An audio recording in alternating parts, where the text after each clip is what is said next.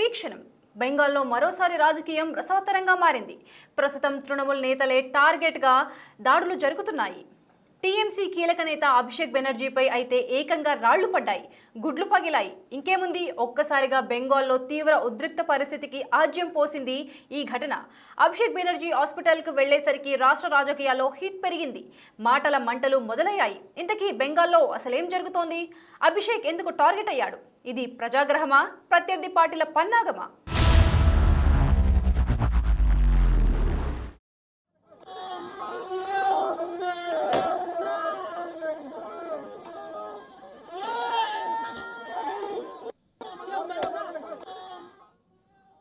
ఈ సీన్ జరిగింది మే 30న.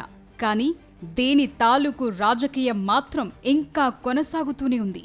సోనాపూర్లో ఎన్నికల అనంతరం జరిగిన దాడులు, చనిపోయిన ఒక టీఎంసీ కార్యకర్త కుటుంబాన్ని పరామర్శించడానికి అభిషేక్ బెనర్జీ వెళ్లాడు. అభిషేక్ బెనర్జీ ఎంట్రీతో ఒక్కసారిగా అక్కడ వాతావరణం మారిపోయింది. కొందరు వ్యక్తులు అభిషేక్ ను టార్గెట్ చేసి చోర్ చోర్ అంటూ నినాదాలు చేశారు. ఆ వెంటనే కోడిగుడ్లు, రాళ్లు, చెప్పులతో దాడి చేశారు. అభిషేక్ బెనర్జీ తన తలకు ఎలాంటి గాయాలు కాకుండా ఒక హెల్మెట్ ధరించారు. సో పెద్దగా గాయాలైతే కాలేదు.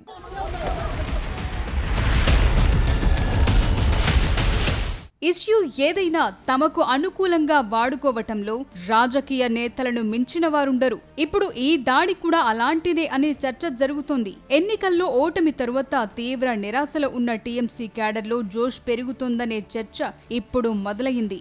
ఎందుకంటే 3.5 దశాబ్దాల క్రితం ఇలాంటి ఘటనే మమతా బెనర్జీని ఓ రెబల్ స్టార్ గా మార్చింది. ఇప్పుడు అభిషేక్ బెనర్జీకి కూడా ఇది ఒక పొలిటికల్ మైలేజ్ గా మారే అవకాశం కనిపిస్తోంది.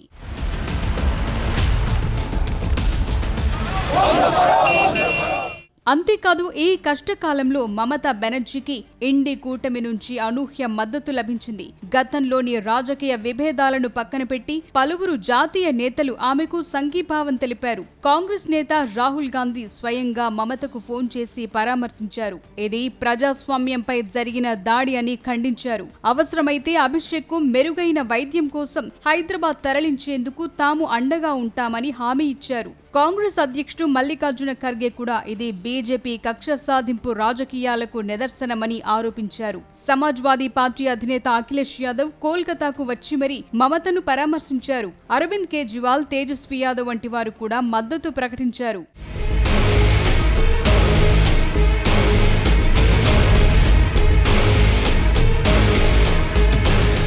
అయితే ఈ దాడిపై ఇప్పుడు కొత్త చర్చ జరుగుతోంది. లైవ్ కెమెరాల ముందే ఆయనపై రాళ్లు, కోడిగుడ్లతో విరుచుకుపడటం అయితే సింపతి స్టంట్ లేదా ప్రజల్లో నరాల్లో ఉన్న ఆగ్రహం అంటూ బీజేపీ ఆరోపిస్తోంది. ఈ దాడి జరిగిన తరువాత కూడా ఆయన అలానే కార్యకర్త ఇంటికి వెళ్లి పరామర్శించారు. ఆ తరువాత నేరుగా హాస్పిటల్ కు వెళ్లారు. ఇక అక్కడి నుంచి మొదలైంది పొలిటికల్ హీట్. దాడి తరువాత అభిషేక్ బెనర్జీని బెల్వ్యూ హాస్పిటల్ కు తరలించారు.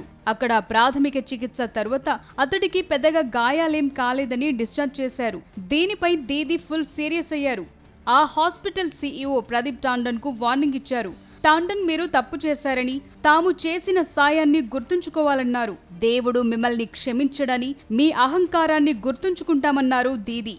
ఇప్పుడు బీజేపీ అధికారంలో ఉందని, తర్వాత వాళ్లు అధికారం కోల్పోతే మేం చేయాల్సింది చేస్తామంటూ దీదీ వార్నింగ్ ఇస్తున్నారు.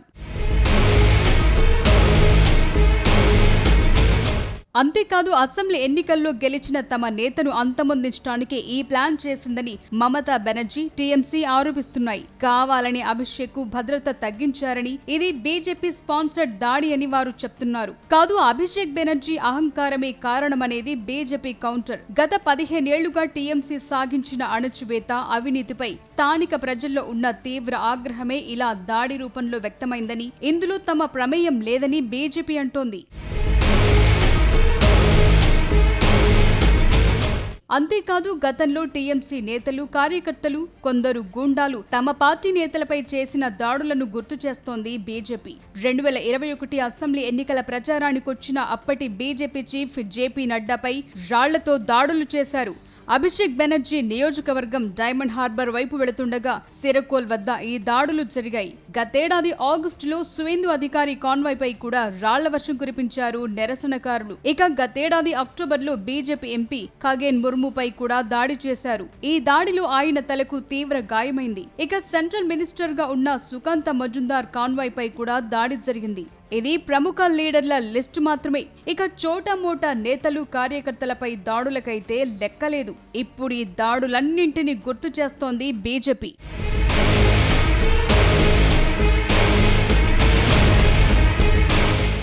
ఏదేమైనా అభిషేక్ బెనర్జీపై జరిగిన దాడి మాత్రం కొన్ని పరిస్థితులను తెరపైకి తీసుకొస్తోంది. మమతా బెనర్జీ తరువాత పార్టీలో నంబర్ 2 అయిన అభిషేక్ బెనర్జీపైనే దాడి జరగటం అనేది అసాధారణం. ఇక మరో యాంగిల్లో చూస్తే ఎన్నికల ఓటమి తరువాత డీలపడ్డ టీఎంసీ శ్రేణుల్లో ఈ దాడి ఒక కసిని పెంచే అవకాశం ఉంది.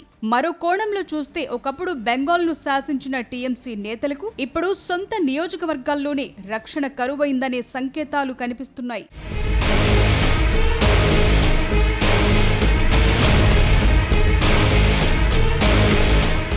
టీఎంసీ అధినేత మమతా బెనర్జీకి షాక్ ఇచ్చే మరో ఘటన కూడా జరిగింది. తన పార్టీ ఎమ్మెల్యేలతో పాటు చేసిన సమావేశానికి కేవలం 20 మంది ఎమ్మెల్యేలు మాత్రమే హాజరయ్యారు. మిగిలిన 60 మంది డుమ్మా కొట్టారు. ఇది కూడా ఓ హాట్ టాపిక్ గా మారింది. సొంత పార్టీ ఎమ్మెల్యేలే ముఖం చాటేస్తున్నారనే చర్చ మొదలైంది. అయితే తృణమూల్ ఈ ఘటనపై వివరణ ఇచ్చింది. అన్ని నియోజకవర్గాల్లో నిరసనలకు పిలుపునిచ్చామని, ఆ ఏర్పాట్ల కోసమే ఎమ్మెల్యేలు సమావేశానికి రాలేదని ప్రకటించింది.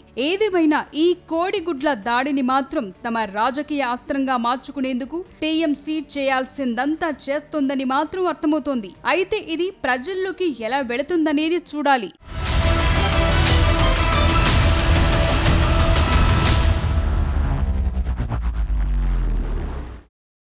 గతంలో చాలా మంది బీజేపీ నేతలపై దాడులు జరిగాయి. ప్రస్తుతం అనేక మంది టీఎంసీ నేతలపై కూడా దాడులు జరుగుతున్నాయి. కానీ అభిషేక్ బెనర్జీపై జరిగిన దాడి తర్వాత వచ్చిన రియాక్షన్ మాత్రం వేరు. ఇంతకీ మమతా బెనర్జీ ఈ దాడిని ఎందుకంత సీరియస్గా తీసుకున్నారు? తెర వెనుక దీదీ వ్యూహం మరేదైనా ఉందా? అసలు పార్టీలో అభిషేక్ బెనర్జీకి ఎందుకింత ప్రిఫరెన్స్?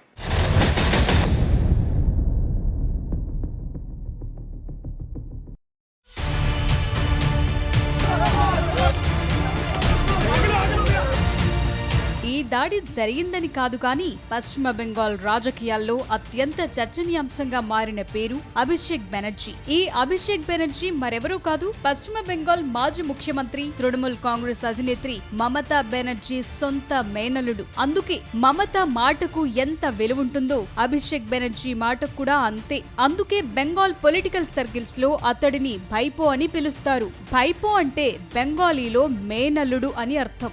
ఎంబీఏ చదివిన అభిషేక్ 2011లో మమతా బెనర్జీ బెంగాల్లో అధికారంలోకి వచ్చిన తర్వాత యాక్టివ్ పాలిటిక్స్ లోకి వచ్చాడు. 2014లో కేవలం 26 ఏళ్ల వయసులోనే డైమండ్ హార్బర్ నియోజకవర్గం నుండి ఎంపీగా గెలిచి లోక్సభలో అడుగుపెట్టాడు.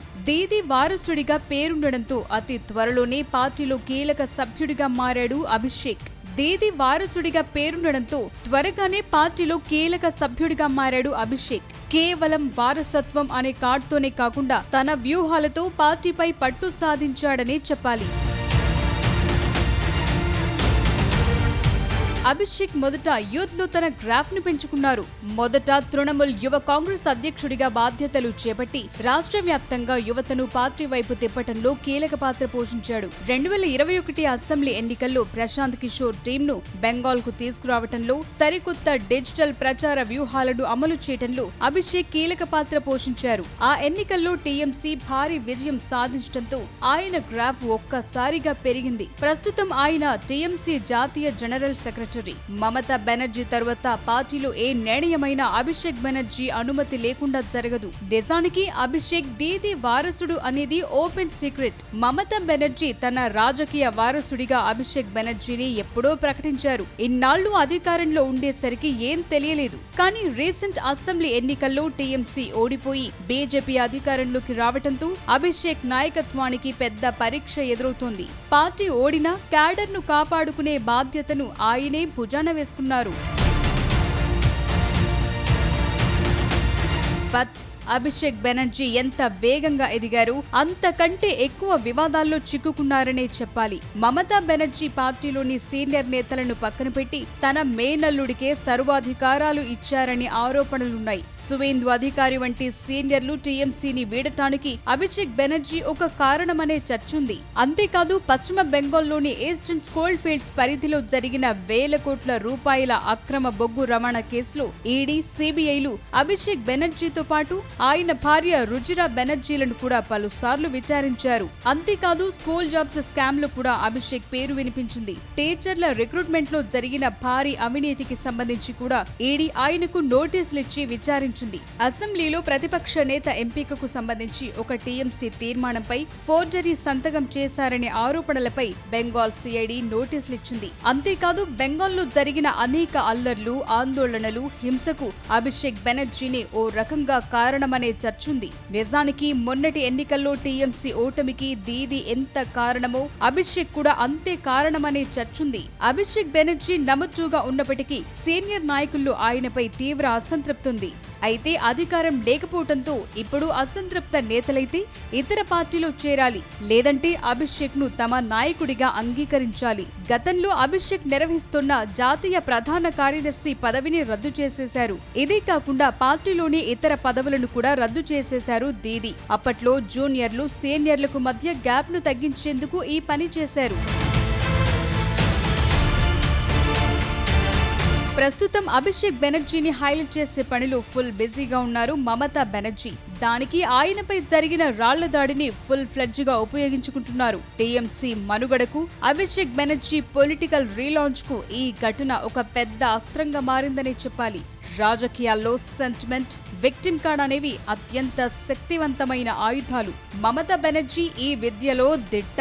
1990లలో లెఫ్ట్ ఫ్రంట్ హయాంలో మమతా బెనర్జీపై ఇలాగే దాడులు జరిగాయి. ఆ గాయాలు, ఆ హాస్పిటల్ విజువల్సే ఆమెను బెంగాల్ ప్రజల్లో ఒక ఫైటర్ గా మార్చాయి. 2021 ఎన్నికల్లో కూడా కాలికి కట్టుతో వీల్ చైర్ పై ప్రచారం చేసి సింపతితో గెలిచారు. ఇటీవలి అసెంబ్లీ ఎన్నికల్లో ఓడిపోయిన తరువాత అభిషేక్ బెనర్జీ నాయకత్వంపై పార్టీలోనే అనుమానాలు మొదలయ్యాయి. కానీ ఇప్పుడు జరిగిన దాడితో అభిషేక్ బెనర్జీ ప్రజల కోసం, కార్యకర్తల కోసం ప్రాణాలకు తెగించి పోరాడుతున్నాడు. అందుకే బీజేపీ ఆయనపై దాడులు చేయిస్తోంది అనే ఇమేజ్ ను ప్రజల్లోకి బలంగా తీసుకెళ్తున్నారు. ఇదే సమయంలో మమతా బెనర్జీ వయసును లెక్క వేసుకుని ముందుకు వెళుతున్నట్టు కనిపిస్తోంది. భవిష్యత్తులో పార్టీని నడిపించే వారసుడు అభిషేక్ మాత్రమేనని క్లియర్ సిగ్నల్స్ ఇస్తున్నారు దీది. ఈ దాడి తర్వాత పార్టీలోని సీనియర్ నేతలంతా అభిషేక్ వెనుక నిలబడక తప్పని పరిస్థితి మమత క్రియేట్ చేశారు. టీఎంసీ అంటే మమత, అభిషేక్ మాత్రమే అనే ఫీల్ ను తీసుకురావడంలో సక్సెస్ అవుతున్నారు.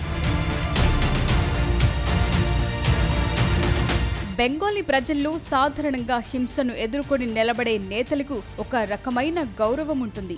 అభిషేక్ బెనర్జీని భయపెట్టాలని చూస్తే ఆయన మరింత దూకుడుగా మారారనే సంకేతం వెళితే అది యువతను ఆకట్టుకోవచ్చు. అయితే గత 15 ఏళ్లుగా బెంగాల్లో జరిగిన ప్రతి ఎన్నికల్లోనూ టీఎంసీ శ్రేణులు ప్రత్యర్థులపై విపరీతమైన దాడులు చేశాయని ఆరోపణలున్నాయి. ఇప్పుడు అభిషేక్ పై దాడి జరగగానే టీఎంసీ సింపతి కోరటాన్ని సామాన్య ప్రజలు ఎంత మేర నమ్ముతారనే దానిపైనే ఆయన భవిష్యత్ ఆధారపడింది. మమతా బెనర్జీ ప్లాన్ ప్రకారం అభిషేక్ ను విక్టిమ్ గా, హీరోగా చూపించే ప్రయత్నమైతే గట్టిగానే జరుగుతోంది. కానీ బెంగాల్ ప్రజలు ఇప్పటికే టీఎంసీ హింసాత్మక రాజకీయాలపై విసిగిపోయి మార్పు కోరుకున్నారు. కాబట్టి ఈ సింపతి కార్డ్ మునుపటిలా 100% వర్కౌట్ అవ్వటం కాస్త కష్టమే.